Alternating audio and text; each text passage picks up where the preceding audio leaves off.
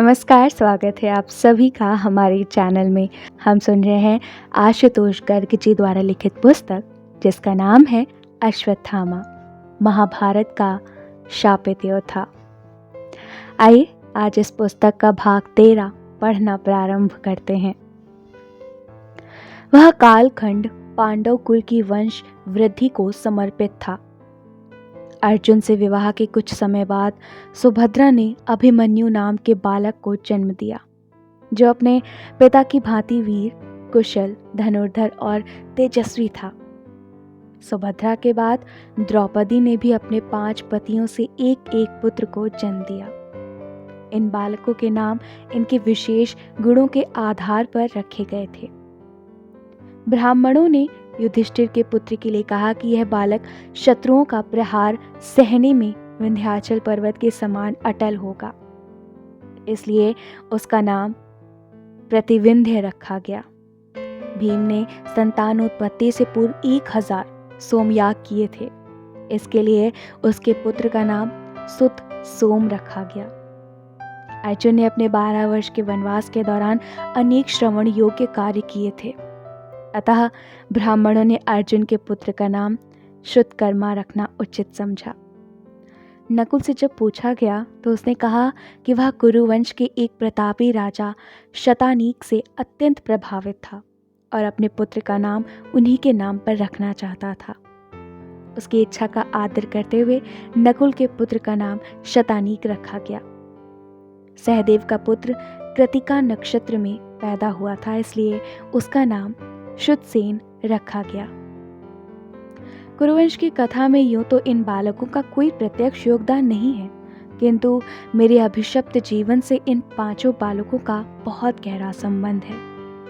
इसके बारे में समय आने पर विस्तार से बताऊंगा। श्री कृष्ण की कृपा तथा अपने बाहुबल से पांडवों ने कुछ ही समय में इंद्रप्रस्थ राज्य को समृद्ध और ऐश्वर्य बना लिया।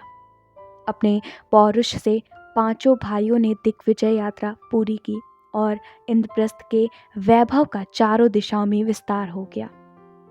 एक दिन हम लोग धृतराष्ट्र के कक्ष में बैठकर हस्तिनापुर के राजकाज पर चर्चा कर रहे थे। तभी एक सेवक ने आकर संदेश दिया, महाराज की जय हो, पांडव कुमार नकुल आए हैं और आपसे मिलना चाहते हैं। पांडवों का नाम सुनते ही कर्ण और दुर्योधन की त्योरियां चढ़ जाती थी और धृतराष्ट्र के माथे पर बल पड़ जाते थे।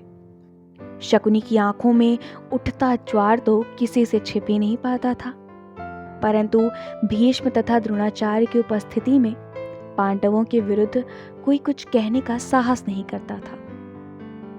प्रणाम तातश्री, नकुल ने कक्ष में प्रवेश करके भीष्म को प्रणाम किया।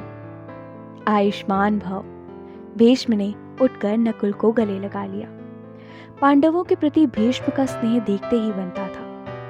कौरवों के साथ रहते हुए भी उनका मन पांडवों में बसता था। यहाँ कैसे आना हुआ वत्स? भीष्म ने पूछा। युधिष्ठिर ने आपके चरणों में प्रणाम भेजा है पितामह, नकुल ने कहा। दरअसल अपनी दिग्विजय यात्रा पूर्ण करने के बाद वे राजसूय यज्ञ करने के इच्छुक हैं और इसके लिए उन्होंने आप सबको इंद्रप्रस्थ आमंत्रित किया है। अति उत्तम, पितामह अपनी खुशी को संभाल नहीं पा रहे थे।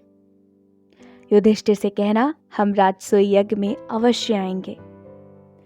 नियत समय पर हम लोग हस्तिनापुर से चलकर इंद्रप्रस्थ पहुंच गए। पांडवों ने सबका यथोचित स्वागत किया। सभी अतिथियों के सहयोग से वह यज्ञ भली भांति संपन्न हो गया। यज्ञ के अंत में अभिषेक होना बाकी था। उस दिन सत्कार की परंपरा थी। समस्त ब्राह्मण, महर्षि और पूज्यगण वहां एकत्रित थे। सत्कार से पहले युधिष्ठिर के समक्ष एक दुविधा उत्पन्न हो गई। वहां उपस्थित सभी लोग वंदनीय थे। इस कारण युधिष्ठिर के लिए यह तय कर पाना कठिन हो गया कि उन सब लोगों में किसकी अग्र पूजा की जाए। बहुत सोच विचार के बाद भी जब युधिष्ठिर किसी निर्णय पर नहीं पहुंच पाया तो उसने भीष्म के समक्ष अपनी दुविधा व्यक्त की। पितामह, कृपया आप बताइए कि इन समागत सज्जनों में आप किसे सर्वश्रेष्ठ एवं अग्र पूजा के योग्य समझते हैं? मुझे सबसे पहले किसकी पूजा करनी चाहिए? गंगापुत्र भीष्म ने निसंकोच होकर उत्तर दिया, धर्मराज, यहाँ समागत सदस्यों में एक ही व्यक्ति है जो छोटे छोटे तारों के बीच सूर्य के भांति देदीप्यमान है। मैं समझा नहीं पितामह, आप किसकी बात कर रहे हैं? युधिष्ठिर ने इधर उधर देखते हुए पूछा। पुत्र युधिष्ठिर, भीष्म ने कृष्ण की ओर देखते हुए कहा, मेरे विचार से यदुवंश शिरोमणि श्री कृष्ण यहाँ उपस्थित सदस्यों में सर्वश्रेष्ठ हैं और वही अग्र पूजा के उपयुक्त पात्र हैं। मैंने देखा लगभग सभी लोगों ने भीष्म की बात पर अपनी स्वीकृति व्यक्त की। भीष्म के उत्तर से प्रसन्न एवं संतुष्ट होकर जो ही युधिष्ठिर पूजा की सामग्री लेकर कृष्ण की ओर बढ़ा, तभी चेदीराज शिशुपाल चिढ़कर अपने आसन से उठ खड़ा हुआ। युधिष्ठिर, बड़े बड़े महात्माओं और राजऋषियों की उपस्थिति में कृष्ण की अग्र पूजा करने का क्या औचित्य है? कृष्ण राजा ना होते हुए भी राजाओं के बीच सम्मान पाने का अधिकारी कैसे हो सकता है? यह आयु में वृद्ध नहीं है और अभी इसके पिता वासुदेव भी जीवित हैं। तो फिर इसकी अग्र पूजा क्यों हो रही है? यदि तुम इसे अपना हितैषी मानकर कृष्ण की अग्र पूजा कर रहे हो, तो क्या यह तुम्हारे लिए राजा द्रुपद से भी बढ़कर है? यदि तुम कृष्ण को अपना आचार्य मानते हो, तो भी द्रोणाचार्य की उपस्थिति में इसका सम्मान सर्वथा अनुचित है। यदि ऋत्विज की दृष्टि से देखें तो सबसे पहले पूजा महर्षि वेदव्यास की होनी चाहिए। और अंतिम बात यह कि पितामह भीष्म के रहते कृष्ण की अग्र पूजा करने का विचार भी तुम्हारे तुच्छ दिमाग में कैसे आया? शिशुपाल की इस आपत्ति ने वहां उपस्थित लोगों को चिंता में डाल दिया। भीष्म पितामह का चेहरा क्रोध से तमतमा गया। उन्होंने गुस्से से शिशुपाल की ओर देखा, किंतु शिशुपाल निर्लज्ज बना बैठा रहा। जब उसने देखा कि उसकी बात का कोई प्रभाव नहीं पड़ा, तो उसने मेरा नाम ले लिया। युधिष्ठिर, शिशुपाल गर्जा, शास्त्र पारदर्शी और महावीर अश्वत्थामा की उपस्थिति में कृष्ण की अग्र पूजा समस्त महावीरों का अपमान है। मैं इसकी घोर निंदा करता हूं।